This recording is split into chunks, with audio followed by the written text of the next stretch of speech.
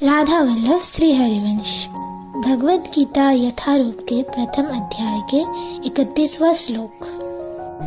न च श्रेयोनुपश्यामि हत्वा स्वजनमाहवे न कांक्षे विजयं कृष्ण न च राज्यं सुखानि च। हे कृष्ण, इस युद्ध में अपने ही स्वजनों का वध करने से न तो मुझे कोई अच्छाई दिखती है और न मैं उससे किसी प्रकार की विजय, राज्य या सुख की इच्छा रखता हूँ। किं नो राज्येन गोविंद किं भोगैर्जीवितेन वा यशामर्थे कांक्षितं नो राज्यं भोगः सुखानि च।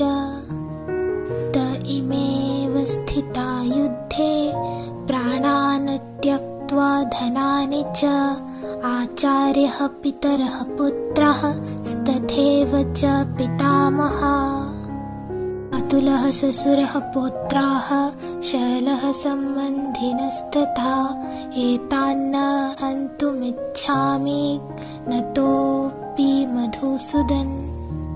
अपि त्रैलोक्यराज्यस्य हेतुः किं नु महि कृते निहत्य धार्तराष्ट्रान्नः का प्रीतिः सज्जनार्दन। हे गोविंद, हमें राज्य, सुख अथवा इस जीवन से क्या लाभ, क्योंकि जिन सारे लोगों के लिए हम उन्हें चाहते हैं वे ही इस युद्ध भूमि में खड़े हैं। हे मधुसूदन, जब गुरुजन, पितृगण, पुत्रगण, पितामह, मामा, ससुर, पौत्रगण, साले तथा अन्य सारे संबंधी अपना अपना धन एवं प्राण देने के लिए तत्पर है और मेरे समक्ष खड़े हैं, तो फिर मैं इन सबको क्यों मारना चाहूँगा, भले ही वे मुझे क्यों ना मार डाले। हे जीवों के पालक, मैं इन सबों से लड़ने को तैयार नहीं, भले ही बदले में मुझे तीनों लोक क्यों ना मिलते हो। इस पृथ्वी की तो बात ही छोड़ दे, भला धृतराष्ट्र के पुत्रों को मारकर हमें कौन सी प्रसन्नता मिलेगी। पापमेव श्रयेदस्मान् हत्वेतानाततायिनः तस्मान्नर्हाय वयं हन्तुं धार्तराष्ट्रान् सबान्धवान् स्वजनं हि कथं हत्वा सुखिनः स्याम माधव। यदि हम ऐसे आतताइयों का वध करते हैं तो हम पर पाप चढ़ेगा, अतः यह उचित नहीं होगा कि हम धृतराष्ट्र के पुत्र तथा उनके मित्रों का वध करें। हे लक्ष्मीपति कृष्ण, इससे हमें क्या लाभ होगा और अपने ही कुटुंबियों का मार कर हम किस प्रकार सुखी हो सकते हैं।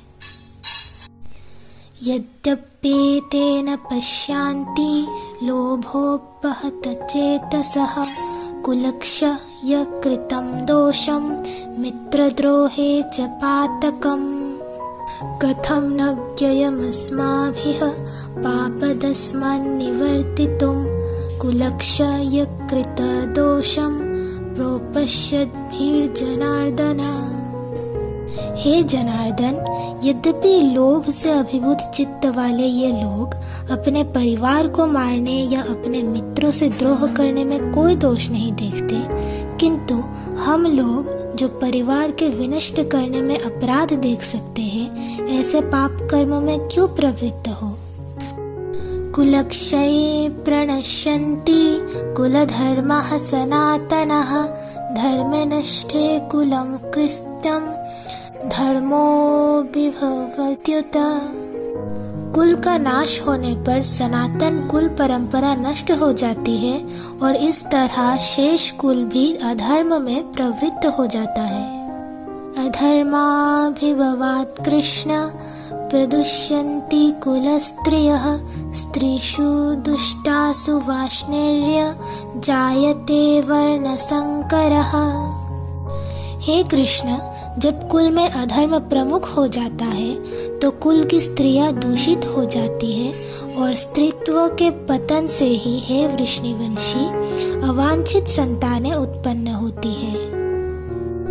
संकरो नरकायेव कुलज्ञानाम कुलस्य च पतन्ति पितरो ह्यशां लुप्तपिण्डोदकक्रियः।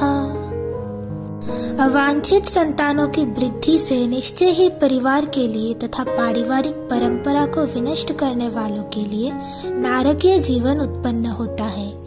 ऐसे पतित कुलों के पितर लोग गिर जाते हैं क्योंकि उन्हें जल तथा पिंड दान की क्रियाएं समाप्त हो जाती है। दोषेरेतः कुलघ्नानान् वर्ण संकर कारकेह उत्सद्यन्ते जाति धर्मः कुलधर्माश्च शाश्वतः। जो लोग कुल परंपरा को विनष्ट करते हैं और इस तरह अवांछित संतानों को जन्म देते हैं, उनके दुष्कर्मों से समस्त प्रकार की सामुदायिक योजनाएं तथा पारिवारिक कल्याण कार्य विनष्ट हो जाते हैं। उत्सन्न कुल धर्माणां मनुष्याणां जनार्दन नरके नियतं वासो भवतीत्यनुशुश्रुम।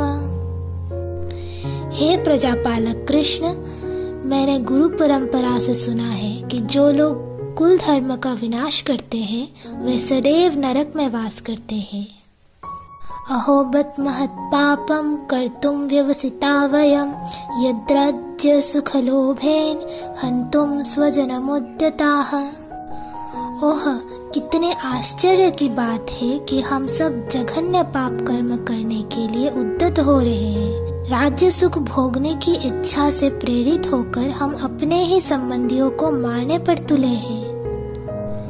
यदि माम प्रतिकारम अशस्त्रम शस्त्रपाणयः धार्तराष्ट्रारणे हन्यो तन्मे क्षेमंतर भवेत्।